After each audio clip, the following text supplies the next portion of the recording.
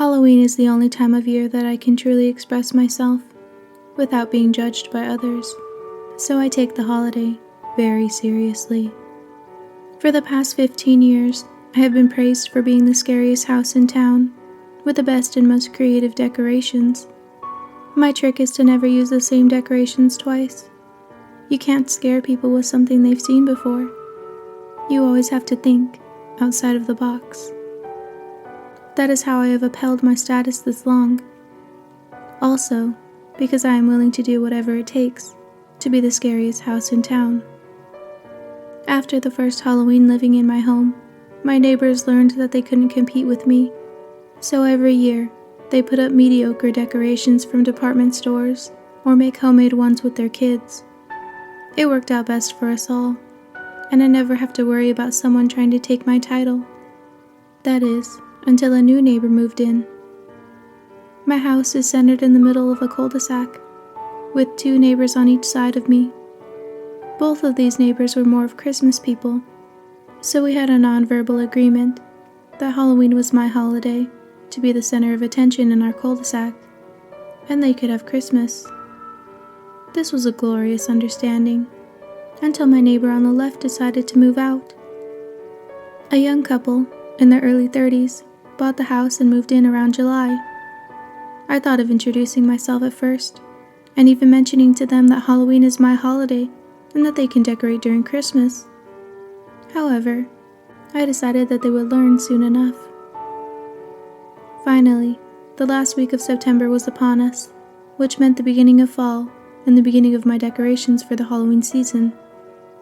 I typically put out decorations slowly throughout October, and then bring out an extravagant addition the morning of Halloween, as a big surprise. This method brings visitors to my home nearly every week to see each new addition. They typically just drive or walk by without speaking to me, which is fine with me because I am not comfortable carrying on neighborly chit-chat anyway. As I was putting out the first of my many decorations, I saw the new neighbors were also decorating their house. They smiled and waved at me, but I pretended not to notice them.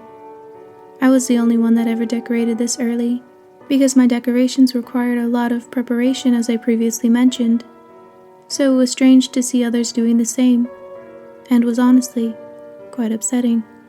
I didn't want the other neighbors to think that they could do the same. Then, I noticed that every day I was outside to decorate, they too would put out something new. I felt as if they were mocking me, perhaps for my lack of friendliness, but nevertheless, they were initiating a war that they would not win. I accepted their unspoken rivalry and glanced at them with pure ugliness every day that they were outside decorating next to me. Their decorations were lackluster compared to my extravagantly expensive imported items, so I was confident that I would maintain my title as the scariest house in town. Then came the week before Halloween.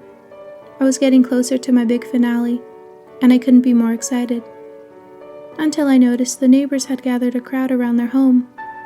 I heard many gasps of awe, and everyone looked up at 12 figures hanging in my neighbor's trees. Strung up were very realistic human bodies. Their bodies were clothed in various long-sleeve shirts and jeans, with black plastic bags covering their heads, and ropes wrapped around their necks. What made these replica human bodies look realistic was the curvature of each figure protruding under the clothes. The thigh to calf muscle ratio, the bicep to forearm, the smooth angle of each body part. It was also real. I overheard one of the neighbors, who was gawking at the decor, ask if the clothes were stuffed to form the bodies. My neighbors replied that they were in fact mannequins, like those from a department store. I was furious. That was my finale for this year. They had made their way into my brain and stolen my idea. Now they were getting all the attention. It infuriated me. Not only did I have to change my finale piece that clearly would have been a success with the town residents, but I also had to be scarier. My decorations were always scarier because they were next to homes decorated in children's arts and crafts. I felt the pressure to be the best consume me. Those new neighbors weren't a threat at first, but they sure were now. Finally, it was Halloween Eve, In the past week, I managed to brainstorm a finale piece that would definitely be scarier than my neighbor's mannequins. As I was outside setting out the last of my preparation decorations, I noticed the town newspaper in my driveway. I never read it, because I had no interest in what went on. However, bold letters on the front page caught my attention. It read, "Halloween is cancelled." I picked up the newspaper and read the article below the bold heading. It stated that a total of 12 people had been reported missing in the surrounding towns, and the suspect left a pumpkin with a rope wrapped around it at the last location where these people were seen. Due to the authorities being unable to find the suspect, they decided to cancel Halloween for everyone's safety. That day, the residents of my town rushed to the stores to buy extra locks for their doors and windows, as well as knives and guns to protect them and their families from the potential intruder. I did no such thing. I only had one priority, which was my decorations. Halloween morning, I placed my final decorations out into my yard. It took a while because they were heavy, but when I was finished, I stood outside for a long while, admiring my work. I glanced over at my neighbor's decor, a worthy competitor, I had to admit.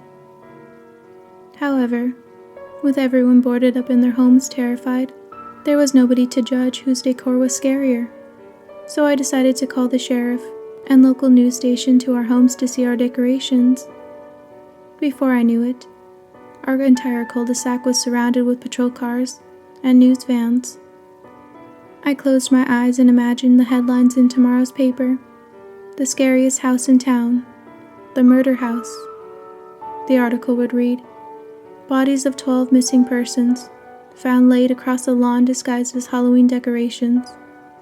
As I stood there, picturing this, I was handcuffed and led to the back of one of the patrol cars.